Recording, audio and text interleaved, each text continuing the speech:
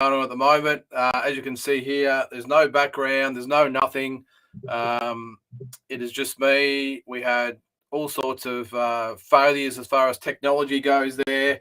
So I don't know what happened, but we're here now. So we'll get into the show. Don't you hate that when it's literally about 2 minutes before you're supposed to go on and the shit hits the fan? I think it happened last week. I spilled my drink everywhere.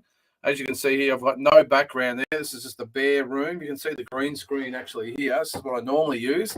But for some reason, it's absolutely caused all sorts of mayhem tonight. So it's just me in the bare bones of my little office here / studio. So great to have you along. We are nearly 20 minutes late, so I apologize for that. We won't keep you too long tonight. We'll try and finish as normal, but again, apologies for that. I don't know what happened, but as I said, shit always seems to happen when you don't expect it. Yeah, so 19 to 20 minutes in, and we finally made it. So welcome to Talking Boxing. My name is Lyndon Hosking, if you don't already know. It's Monday, the 23rd of May. Not a real big week as far as boxing results go, I must say, or boxing news. Not really much happening at all. But having said that, we've got a lot to get through in this episode because there's always things to talk about in the boxing world, and that includes Australia and abroad. So what I want to go through tonight is just obviously some of the fights that are coming up. We'll go through the box rec schedule as always, of course, but I want to go through. We've got some Aussies, some big Aussie fights coming up soon. We'll probably cover them more in detail on the Boxing Deep Dive show on a Friday morning, but we'll go through tonight on this episode. Some news on that. We've got Skye Nicholson is making her 4th appearance pretty soon, so we'll go over that as well. The Huni Goodall fight is coming up as well. Isaac Hardman might be on the comeback trail, and I want to go through the Aussie fighters out there that are currently world ranked with either the WBA, WBC, WBO, or IBF. Now I want to go through all the Aussies that are ranked and then where they fall in the scheme of things and what I think they might be able to do if they actually get those world title shots. So, of course, I've also got just a couple of fights I'd like to see, bit of news on the weekend, and then, as I said, we'll go through the box rec update as well. So, first thing on the Aussie news, as I said, not much happening last weekend. I'm just going to go into the schedule as we speak so I can go over. But, yeah, not a lot happening. We've got a couple of things coming up this week, but the one thing I did see this week is that Skye Nicholson will be taking on Gabriela Bouvier, former world champion, on June 4th in Cardiff, Wales. So that should be a really good fight for her, fourth appearance, as I said. So we'll see what happens there. Got a lot of time for Skye. I'm going to talk about her a little bit more later in our Aussie scene with the rankings and that sort of go. I've got no doubt it won't be long before she's world ranked in some capacity. Just before we get going too, guys, if you want to leave a comment or put a question in, feel free to put it in the section and I'll do my best to answer your question or we can have a discussion about that. So I'm not going to put in a link to come on. We've had a few issues with my internet, which is just shit. So and obviously, if you're listening on Spotify, of course, after the event, you won't be able to do it anyway. But for the ones that are watching live, if you want to put a question, as I said, or a comment, go for it, and let's talk some boxing. So, as I said, Skye Nicholson, June 4th in Cardiff, Wales, against former world champion Gabriela Bouvier. Bouvier 15-10-1 is the former world champion. So that'll be a really good fight, actually, for Skye. Probably putting her in there a little bit earlier than maybe what we might have expected as far as the quality of opposition goes. But having said that, Bouvier, I'm just going to put in her name now so we can have a quick look at her record. I don't think she's actually fought for about 3 years, so it's probably not a bad one for Skye. Skye's 3-0. Hasn't had a knockout yet, though, I don't think. We'll just bring her up there. So she's 3-0, no knockouts yet, but Gabriela Bouvier, 15-10-1, hasn't fought since August 2019. She won a 6-round decision. She fought 3 months before that and got a 4-round decision, which is unusual for a former world champion. But before that, she'd had 3 losses in a row. So, look, maybe a good time to get her for Skye. Again, she's only having her 4th fight. I don't think the jump up in class will worry Skye too much because Sky's a very, very decorated amateur. She's had probably about 150 amateur fights, so that won't pose any dramas for her. It's over 8-2, so that's good. Good one for her to get or dip the toe in the water. So good luck to Sky in that one. June 15, Justice Honey coming up against Joseph Goodall. That'll be a ripper. That's a DNL card / Tasman card. Nissan Arena in Brisbane. So that should be a really good card as well. I've got the undercard. Now, as my computer shit itself earlier, I lost all my notes that I had on my screen at the time, but I've got the undercard here. So we've got Andrei Mikhailovich and I haven't looked at his first name, just says Hispana, IBF Pan Pacific middleweight title. Luke Boyd is on the undercard against Ram Anuj. Don't really know much about him. Kazia Okuzo versus Shalampus. I don't really know a lot of these guys. Taylor Robinson, I'll get to her in a minute. She's fighting Gretel de Paz. Now, I actually know a little bit about Gretel de Paz because she fought on my card about 4.5 years ago. She fought Shanika Johnson and actually gave her a pretty good fight. So that'll be a good one for Taylor. Jack Gipp against Watai. Honey versus Wilkins. That must be Justice Honey's brother. And Vusiutu versus Sosley, another good Kiwi heavyweight fight. So that's Tasman fighters. Apologies for not having the first names of the opponents there, but that's looking like a good card. The one thing I wanted to say there is, Taylor Robinson fighting Gretel de Paz. She's actually, that's the 15th of June we're talking about here.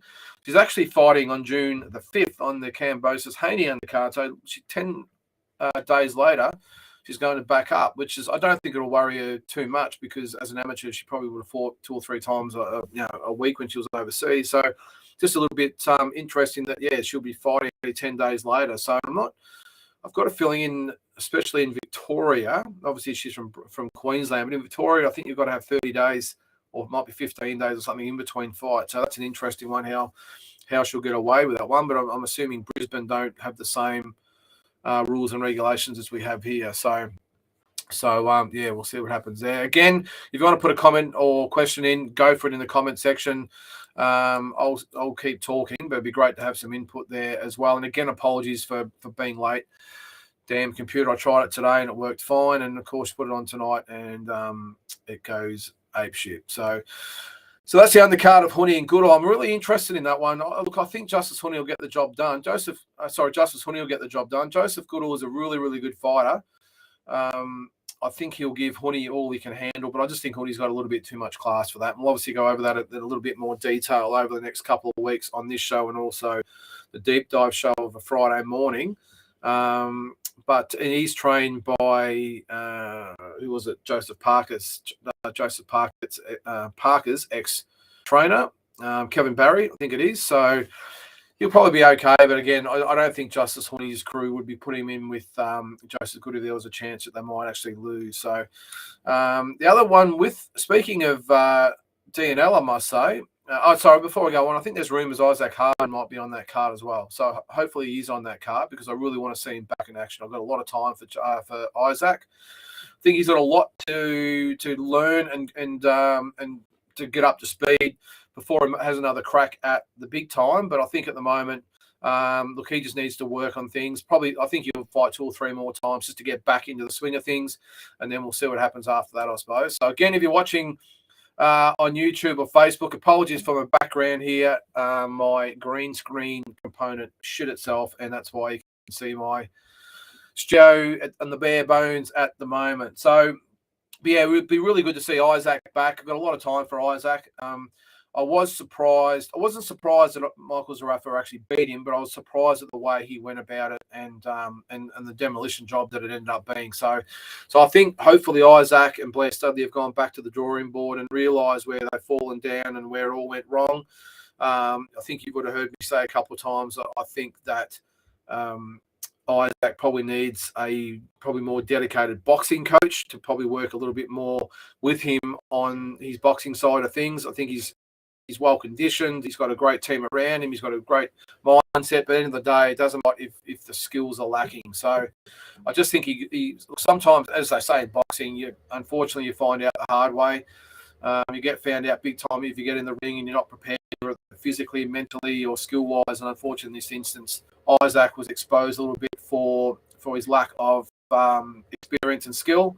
No doubt he can make that up, as I said, but I think he just needs that right trainer behind him, just complement Blair, not take over, just complement Blair's involvement in the camp.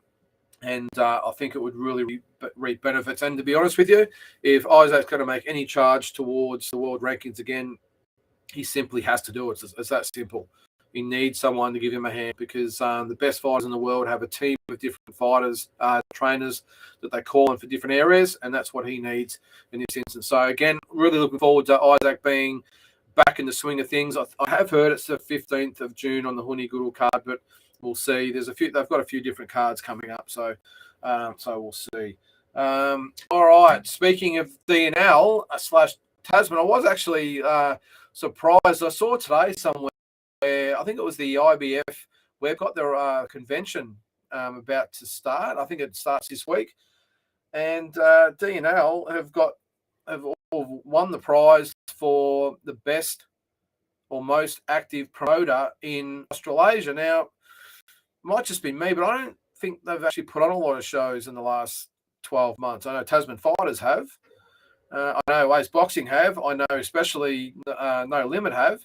I'm not quite sure how many shows DNL themselves have put on. I don't think they've put any on, to be honest. So correct me if I'm wrong, but they've actually won the award for Australasia's most active promoters. Now, I just saw it and thought it was a little bit odd myself. And don't get me wrong, I get on really, really well with the DNL guys. I've done promotions with them before, but it's fact. I can't remember the last time they actually did a standalone show. I don't think it's until probably 2020, I think. So anyway, that's the IBF for you. We always go on about their rankings and all the rest of it. Well, there you go. So anyway, maybe someone can clarify that for me. But as I said, it just seemed a little bit odd. Yeah, one thing I want to go over tonight, as I said, it's not going to be as long a show as normal because of me being 20 minutes late with this stupid computer. But what I want to go through tonight, because there hasn't been a lot on the Aussie scene in the last week or so, what I want to do, and this is really be great to have some input from you guys as well, is go through the Aussies that are currently world ranked with different sanctioning bodies, and I actually want to go through who I think might be, well, the best equipped to fight for a world title, and rather than just challenge for one, I suppose, and just see what you guys think as well. So we're going to start at the top, and that is the heavyweights. At the moment, we've got just the one ranked heavyweight, and that's Dempsey McKean. Surprisingly, I've got no doubt that Justice Huni or Joseph Goodall will go probably into the top 15 rankings after this, after the fight, that is. But at the moment, I'm just going to bring this up over here. At the moment, it is Dempsey McKean, IBF number 10, WBO number 10. So with these rankings, by the way, before I get going in these, I did say they were May the 15th, which is only a week ago, but there has been some discrepancy in what boxers are putting on their social media pages and where they supposedly are listed. So if I'm wrong, then correct me, but I'm just going by what's on the current sites at the moment. So yeah, Dempsey McKean, IBF number 10, WBO number 10. I'm going to put his record in just so I can have a look at it. To be honest with you, I think, at the moment he's 21-0, so he's definitely got the runs on the board as far as fights go, no doubt about that. I wouldn't mind just seeing him maybe fight a little bit better opposition for probably the next 4 or 5 fights. I don't think he's that old as far as heavyweight terms go, so I think he's definitely got potential because he's being sort of steered the right way. But being being IBF 10 and WBO 10, the odds are he could get a voluntary fight pretty much any old day from those two sanctioning bodies. So anything can happen. Obviously, both of those titles are held by Alexander Usyk. And I think he's got bigger fish to fry at the moment. But you've got to be in the right place at the right time, is what's been shown a lot in the past. And being ranked in the top 10 by those two organisations, anything can happen. And being a heavyweight, when he gets that opportunity, there's going to be some really good coin on offer. So hopefully he gets a shot. As I said, I think he's at least 4 or 5, if not 6 fights away from challenging for a world title. I wouldn't mind seeing him fight a little bit more, better opposition, just not so much to get himself higher in the rankings, but just to give himself the best possible chance. I know it's always fraught with danger to to jump in with someone and risk those rankings, but as we always say, it's one thing to fight for a world title, it's another one to win the world title. You've got to be in a position to actually win the world title. I just don't think Dempsey's there yet. I would actually love, obviously, down the track to see him fight Justice Hooney or Joseph Goodall, but I don't think that's going to happen for quite some time until both of those have done bigger things than where they are at the moment. So that's Dempsey McKean. He's the only ranked heavyweight we have in Australia at the moment. So hopefully he gets a shot in the next probably couple of years, I'm thinking. I think as I said, he needs another 4 or 5 fights. At cruiserweight, we have 2 fighters ranked at cruiserweight. The main one being, of course, Jaya Pataya, IBF number 4, WBO number 8. So he's obviously fighting for the IBF title against Marius Briedis on July 2nd. Same date, incidentally, that Jeff Horn beat Manny Pacquiao back in 2017. So yeah, IBF number 4, WBO number 8, which is a little bit surprising because no one's really mentioned the WBO side of things. So I know he's got the IBF shot, but technically he would have been in line for the WBO shot as well. The other one, just with Jai, look, I think he's got a great chance, by the way, of beating Briedis. I think it'll be a tough ask, but Briedis, I think, is there for the taking. I think he's been around a while now. He's obviously got the experience over Jai, but Jai is supremely talented. And I think when he gets that shot, don't be surprised if the young lion beats the old bull, in my opinion. So really hoping that Jai gets the win there. Jason Waitley is the other cruiserweight that's currently ranked by the IBF, number 10 at the moment. Really surprising, this one. I'm just going to bring Jason's record up. Jason Waitley. All right, so he is currently 10-0. So I have no idea why or how he was ranked in the top 10. And this is not being disrespectful to Jason, by the way, because I'd say that about anyone.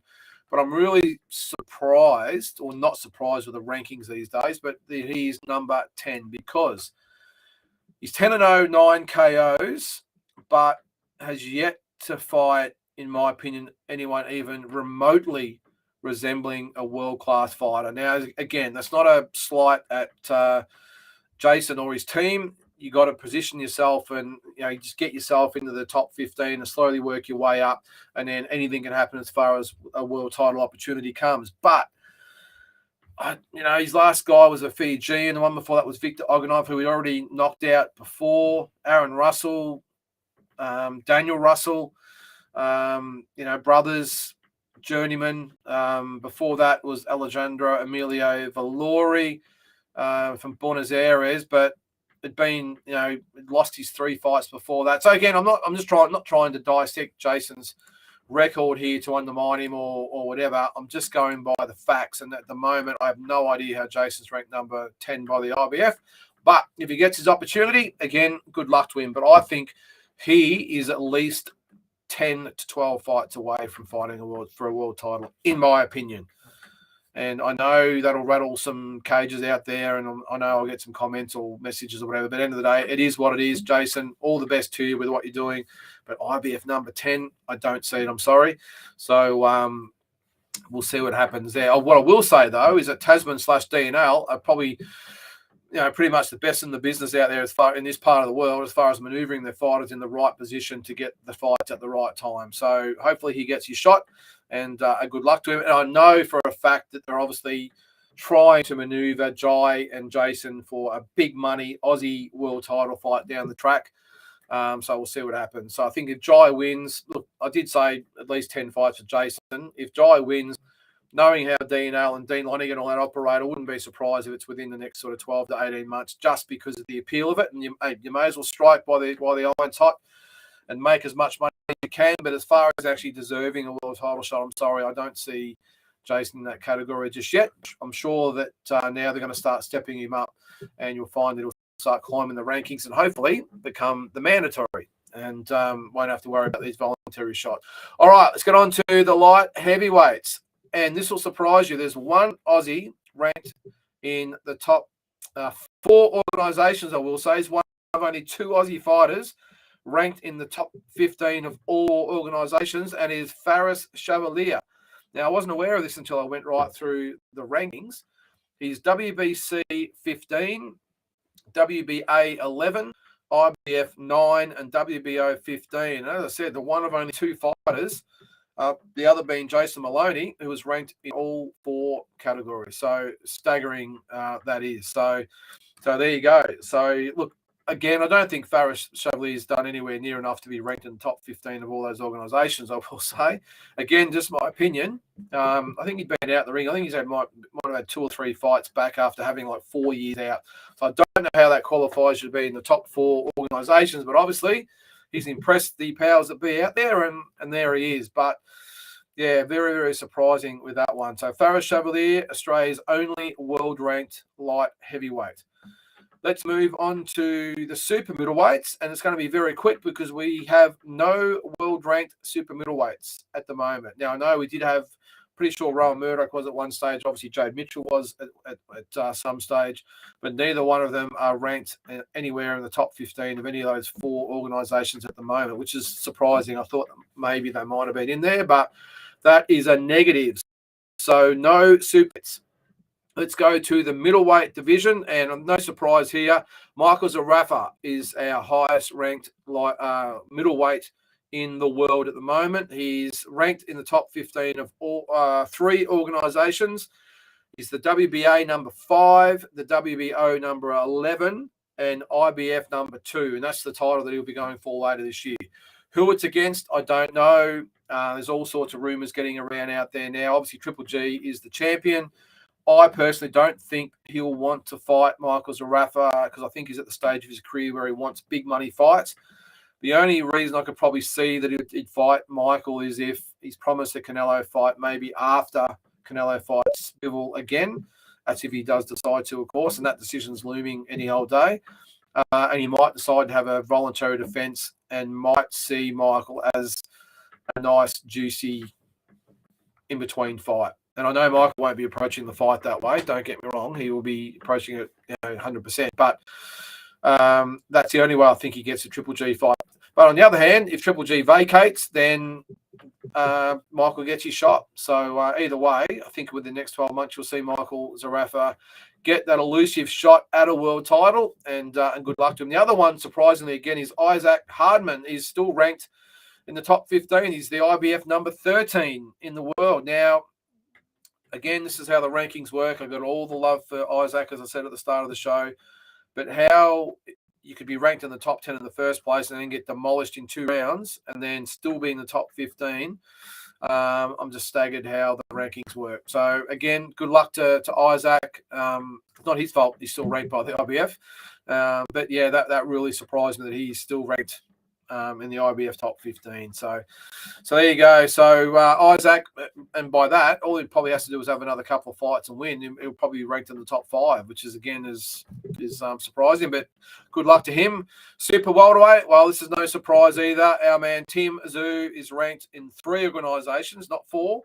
He's not ranked by the WBA at all, which is again is surprising because considering that WBA normally have a very good relationship with the Oceania fighters. A lot of fighters obviously fight for the WBA Oceania title. Tim obviously hasn't. He's upset someone somewhere because he's not ranked at all. So his we all know his WBO number 1. That's a given because that's the one that's been publicised the most. But I actually wasn't aware, and I'm not sure you guys are aware. He's actually ranked number 2 in the WBC and 3 in the IBF.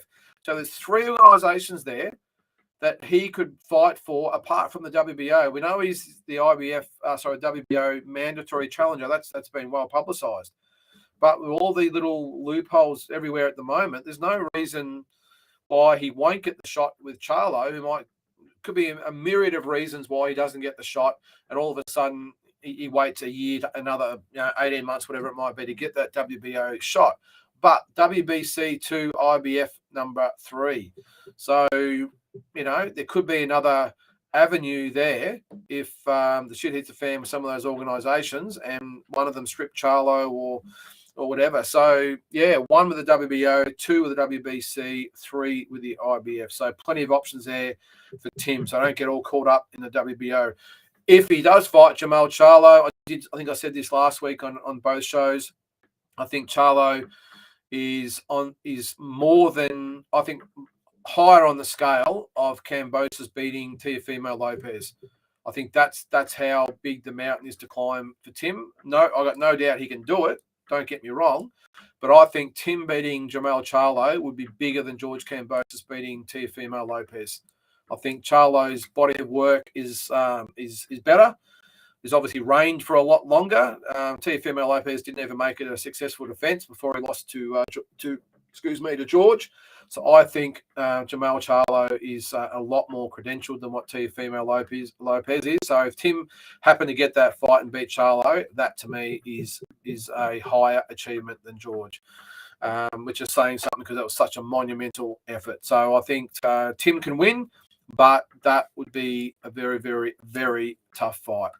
And let's hope it's this year sometime. I've just got a feeling, I said this to Tassie on the deep dive show last week, I've just got a feeling that out of spite, Charlo's not going to want to give Tim that shot. He's going to bypass him. And I think the questions he's been asked by the Australian media and everything else and the pressure they're putting on him, I think he's taken offence at that. And I wouldn't be surprised if he gives Tim weight as long as he possibly can and maybe doesn't fight him at all. So see.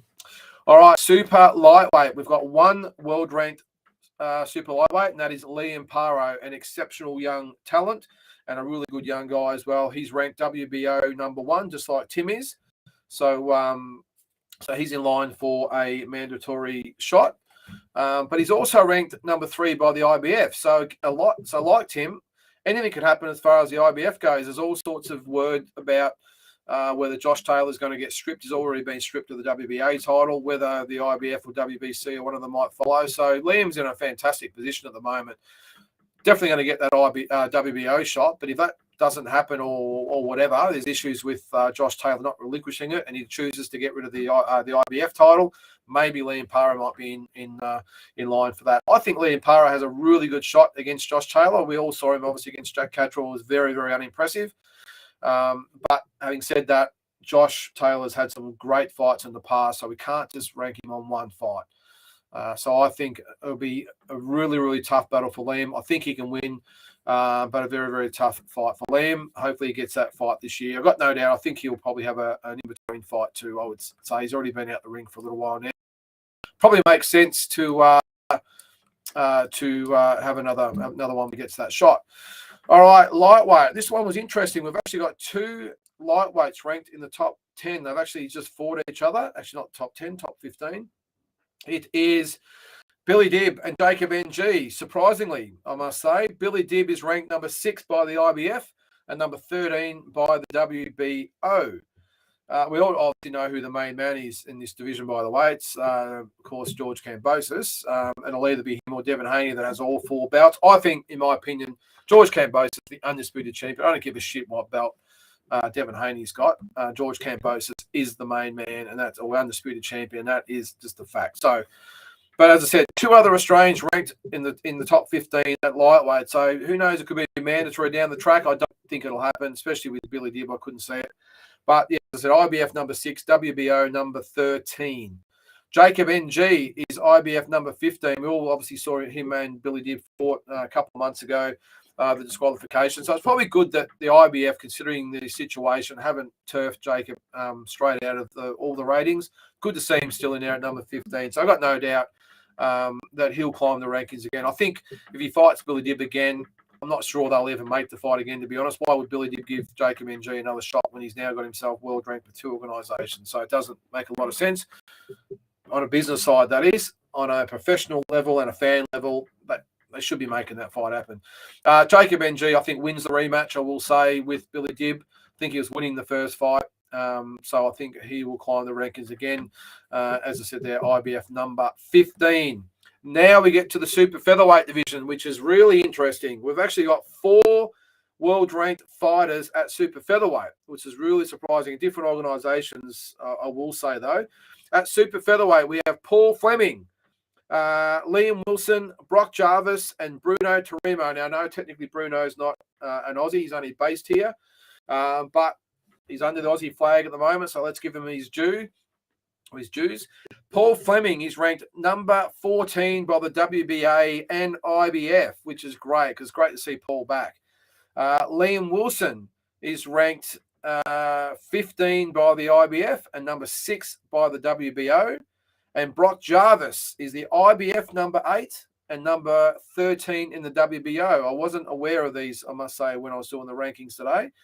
Especially Brock, who hasn't really fought sort of anyone around world level yet. So I know he had that really good win in the States, but hasn't fought since. And the guy he fought was pretty much a journeyman. So I'm not quite sure how that's worked. But again, he's done the right thing somewhere. IBF 8, WBO number 13. And Bruno Tarimo is the number 6 ranked super featherweight by the IBF.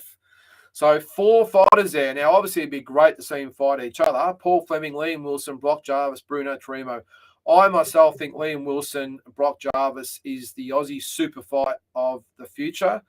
I think it will surpass even the last one was a Rafa Hardman. I think it would be absolutely brilliant. 2 unbelievably talented young guys who are trained really well. They've got great teams behind them. Liam Wilson is with No Limit, of course. Brock Jarvis with Matchroom. So it would be a massive event. That is a fight I would love to see. I'm probably thinking it won't happen for another 2 or 3 years. I think both running parallel to world titles.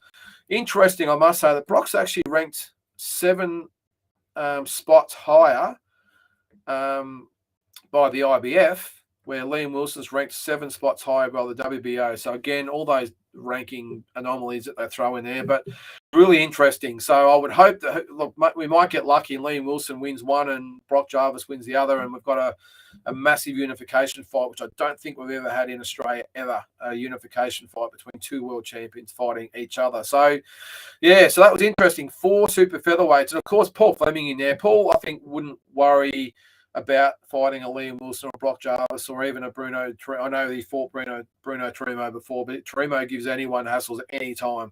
So I wouldn't be surprised if Paul concentrates now on just getting a shot at either WBA or IBF title. But Liam Wilson, Brock Jarvis, geez, down the track, how good a fight would that be?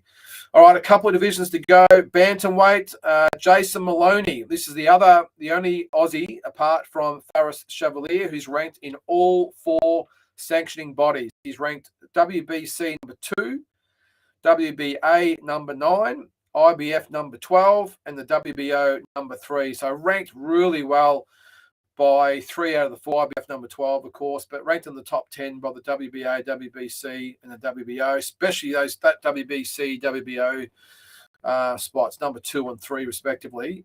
So he is going to get a shot at some stage. You've been absolutely guaranteed that he will get a world title shot at some stage. So hopefully that is soon. He's obviously fighting on the Cambosis and Haney card, and knowing the boys, they want to keep as busy as they possibly can. So I think you'll find that, as I said, I wouldn't be surprised at the end of this year. Look out that Jason Maloney will be fighting someone somewhere for the world bantamweight title. I don't think we want to see him going to Anui again. I think that was pretty definitive, that loss. But there's plenty of other options out there that you can go for that doesn't lead to Anui. And at super flyweight, it is the other half of Team Maloney, Andrew the Munster Maloney, ranked in 3 organisations. It hasn't been ranked by the IBF, which is surprisingly. WBC number 6, WBA number 5, WBO number 6. So there is word that, where did I see the other day, that Joshua Franco, who obviously he's had the trilogy with, will be fighting Estrada for the WBA full title, as the WBA try and rid themselves of all these interims and supers and regulars and in between and who knows what frigging titles they're fighting for these days. They're trying to cut the titles back. Joshua Franco obviously had the interim title. They're matching him with Estrada, who has a full title, and that will put that one to bed. I think you'll find that a lot over the next couple of years. Excuse me.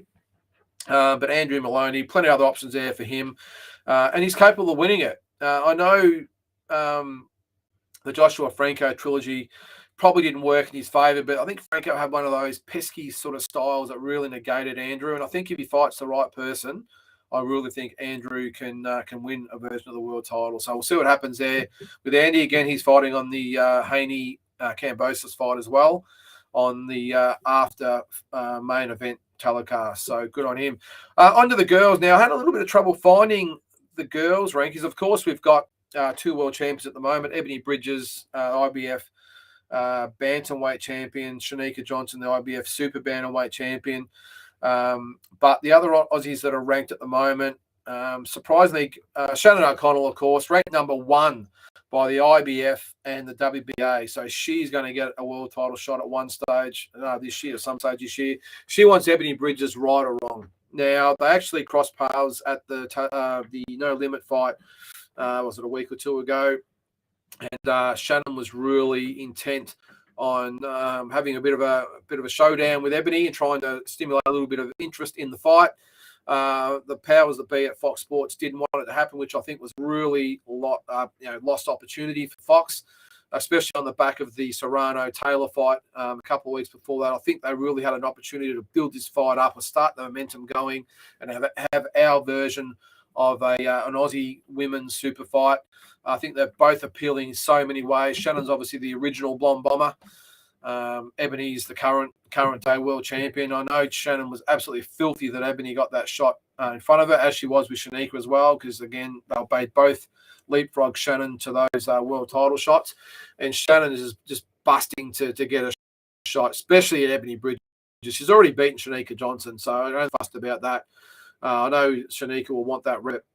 Shannon is 100% focused on Ebony Bridges, and what a fight that would be. Who do you think wins that one? I think Shannon wins quite easily. I think she's got more than enough tools left to beat Ebony Bridges, so that's my opinion.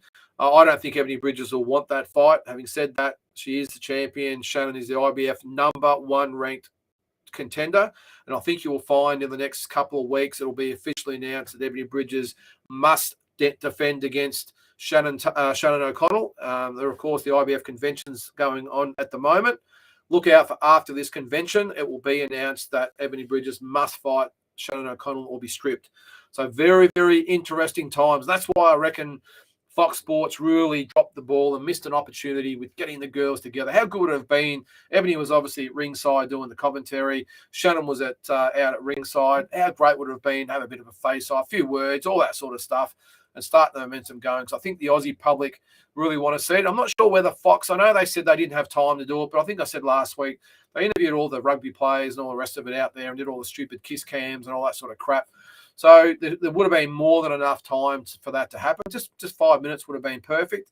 But as I think it just was a missed opportunity, and I think it really would have been great to, and do you think that maybe Fox Sports don't have faith that a women's fight in Australia can sell? I think it would. I think the Taylor-Serrano fight showed that boxing fans want to see female boxing if it's the right fight, and this would be a ripper.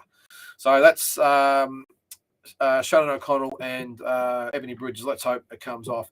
The other one that surprised me was Susie Ramadan, who is ranked number 6 by the IBF and the WBA. So same organisations as Shannon O'Connell at super flyweight. Now, forgive me if I'm wrong. I'm going to bring up her record as we speak. Now, promoted a few fights of of Susie as well. Now, she hasn't fought for 2 years. So I'm not sure how you're ranked in the top 6 of 2 organisations and you haven't fought for 2 years. And the fighter she actually beat was Gretel de Paz, who's fighting Taylor Robinson in a couple of weeks. So, yeah, it's an interesting one. And before that, she hadn't fought for 18 months before that either. So she's had one fight in 3.5 years, yet she finds herself ranked number 6 by the WBA and IBF. So, anyway, I know women's a little bit different. It's not like they've got a massive pool of fighters out there, but that one surprised me. So, who knows? She might get a shot as well. And she's got the experience and then that over the years, so no doubt she can win. So I hope she gets another crack at it as well. Another one that surprised me was April Adams, WBA number 3 at super bantamweight. Now, I don't think April has fought for a couple of years either. Let me type her record in there. April Adams. So she's 12-1. As far as I know, she's retired. So she hasn't fought for 2 years either. She had a win, in Mexico it was, so good on her for that one. I wasn't aware of that. So she retired with a 12-1 record with 4 KOs, but she's still ranked by the WBA number 3. What do we got there? Okay, I'm not sure what those comments are there. Address the matter. Yep, whatever. All right, the other one, which was a really good news story I've seen there, is Beck Hawker. is now ranked in the top 12 of 2 organisations. She's ranked number 12 by the WBA and number 7 by the WBA at featherweight. So good on Beck Hawker. I've got a lot of time for Beck. I love the way she goes about it. And she's obviously part of the Ace Boxing team, just ripping through the opponents at the moment. She's just a bit of a buzzsaw at the moment. She's doesn't leave anything out there, that's for sure. I'm just looking there. So, yeah, so as I said, number 12 by the WBA, number 7 by the by the IBF. So, yeah, so she could quite possibly get a fight as well. I know she's got a big fight coming up. I think it's early September. I'm not quite sure whether it is for the world title. If anyone's watching out there that knows the story, let me know. But I think she's in line for a big world title. I'll tell you what would be an awesome fight down the track, I got to say, is Beck Hawker versus Sky Nicholson. What a beauty that'd be. So I know they're both Queensland girls, so who knows? But that's probably a couple of years away, I would think. But some really good female fights out there. And you've got Shanika Johnson, as I said before, who's a IBF Super Bantamweight champion as well, whether she might go down or maybe she goes up and fights either Beck Hawker or Sky Nicholson as well. So some ripper fights out there with the girls. And I think the other one looked at for the girls was Taylor Robinson. I think I'd like to see her fight. Maybe even Susie Ramadan, which would be great. And I think it's easy to look at the records and say she's not ready for Susie Ramadan, but she did fight Shannon O'Connell and gave Shannon a really good fight. So who knows there? But I think the young John Wayne Parr's daughter, I can't remember her first name. I think it might be Jasmine. I think it might have been or something like that. But that's another good fight between 2 young up-and-comers as well. So, yeah, so that's that one. If you've got any fights you guys would like to see, put them in the comments there. But they would be some rippers. Onto the world scene. On the weekend, of course, David Benavidez knocked out David Lemieux in 2 rounds. I was really surprised by that one, I got to say. I didn't think that Lemieux would be knocked out so easy. I know David Benavidez is such a massive super middleweight. He's huge. And he can obviously punch and, he can fight as well, very well. So I thought David Benavidez might win, but I was, as I said, really surprised that he knocked Lemieux out so easily. And the surprising thing again was that Lemieux, I've seen him knock out so many guys. He can punch. And he landed some really good shots on Benavidez, trying to defend himself, by the way. It's just under siege, and Benavidez did not even blink. So I've got a feeling there's no way in hell that they're going to let Canelo Alvarez in the ring with David Benavidez, I would have thought. I think he's all the wrong for Canelo. And I know it's easy to say that now. Now that Canelo's lost, we think everyone's a chance to beat him now. And who knows, it might be the case. But I think David Benavidez could really not just beat Canelo. I think he could stop Canelo. He's a big super middleweight.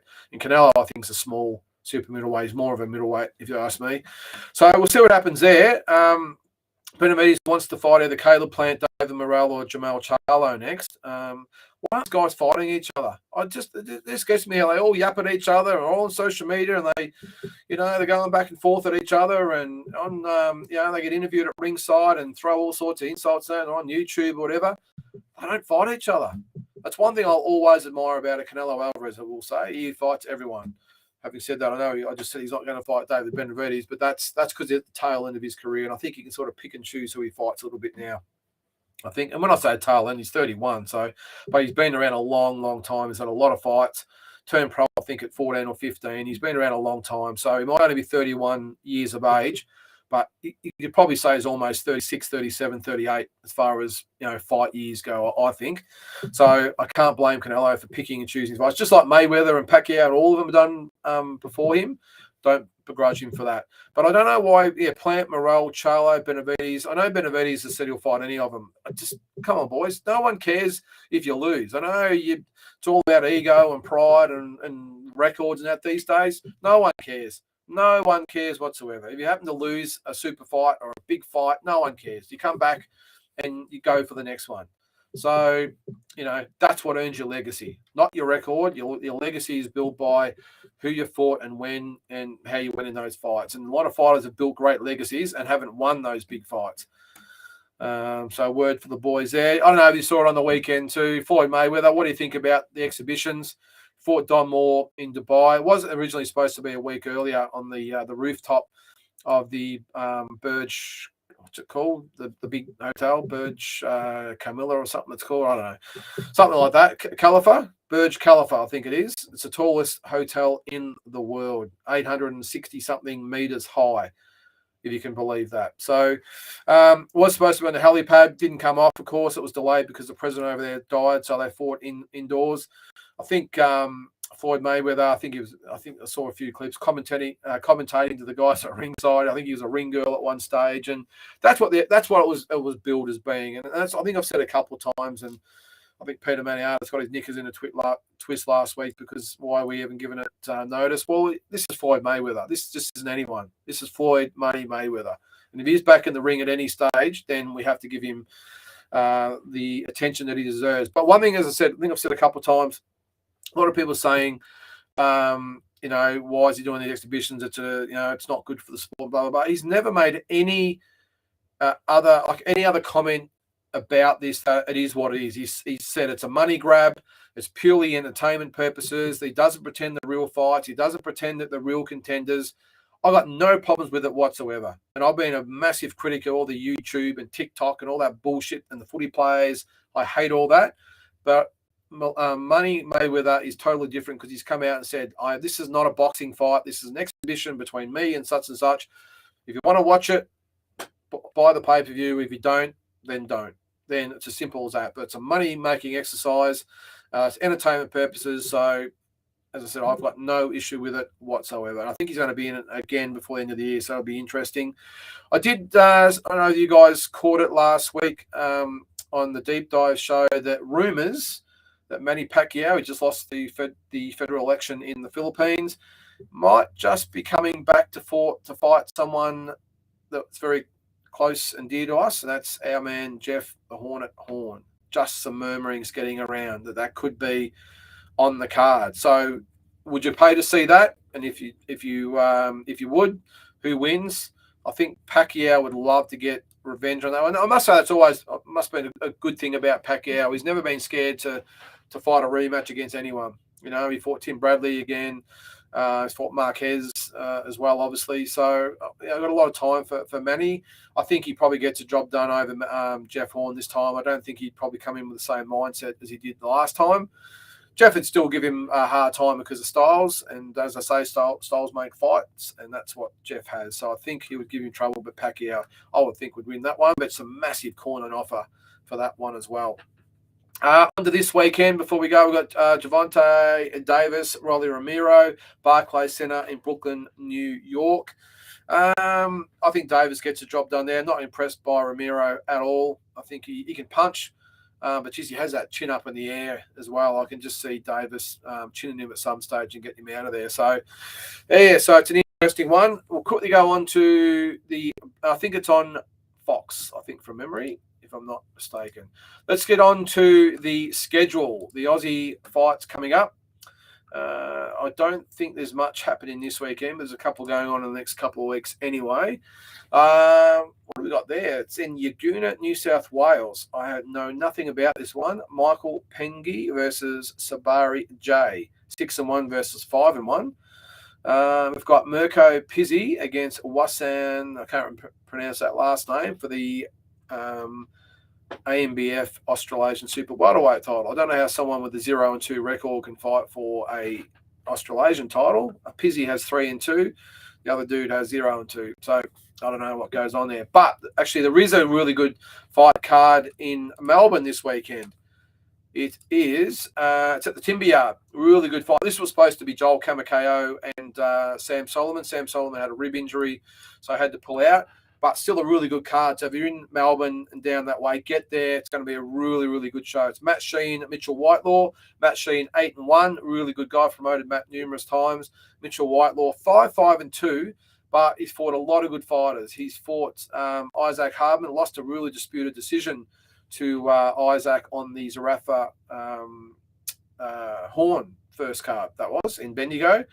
He's lost to Letty, who's obviously a really good fighter. Connor Wallace, another really good fighter. And Reagan DeSau, who was a really good young prospect as well. So he hasn't had a real good record lately, just a draw and 4 losses. And Tej Singh was the other one he had a draw with. So no disgrace whatsoever in that record because, as I said, his last 5 fights read Reagan Deso, Isaac Hartman, Connor Wallace, Tay Singh, Letty, and now he's fighting Matt Sheehan. So no disgrace in that record as well. So that'll be a really good one. Sam Abdul Rahim versus Victor Oganov. You would think the Punisher Abdul Rahim should get that one. Jack Stevens, 0-2. Quentin Barrett making his debut. Isaac Hanley, 0-1. Ojo Sakiru, 1-2. Kai Hodgson making his debut against Mark Akiza, who's 1-3. So the undercard, not quite sure what to think of that one, but the main event, Matt Sheehan, Mitchell Whitelaw, should be a really good fight. And it's a great venue at the Timber Yard. If you haven't been there, it's a really, really good card. So get down there and support that one. The week after, it looks like there's a show in Melbourne at the Melbourne Pavilion. Kane Watts, Daniel Russell is the main event there. David Drapak and Dylan Winter for the Aussie light heavyweight title as well. The Watts fight and Russell fight is WBA Oceania cruiserweight title. So some good guys on the card of that. They've got Georgie Payne, Khalid Baker.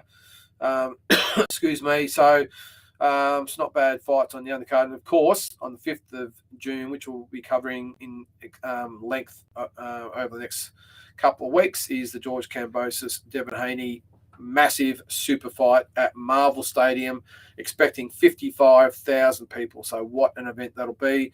Two Maloney's on the undercard, Junior Farr, Lucas Brown. We did go through the record, the undercard last week.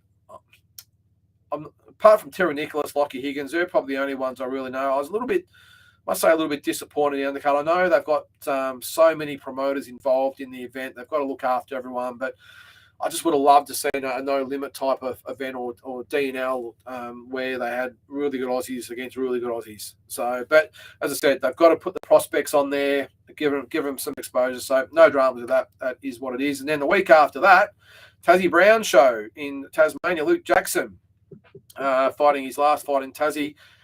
Christina Mousy Jacobs against Tawana Campbell. That'll be for the Aussie, super featherweight title. Bo Belbin on there. Looks like being the next opponent for Nikita Zhu, fighting Junior Salau, and obviously Matthew Triffett and Stuart Dare, who's an MMA UFC fighter as well. So, yeah, plenty going on. And then the week after, there's a Huni fight that we'll go over in length as well. So, yeah, plenty going on there, guys. That's about it for this week's show. Again, I apologise for the technical difficulties that I've had. The whole thing decided to shit itself just before I went on, and that's why I'm naked in the background there. So till next week, plenty to go over.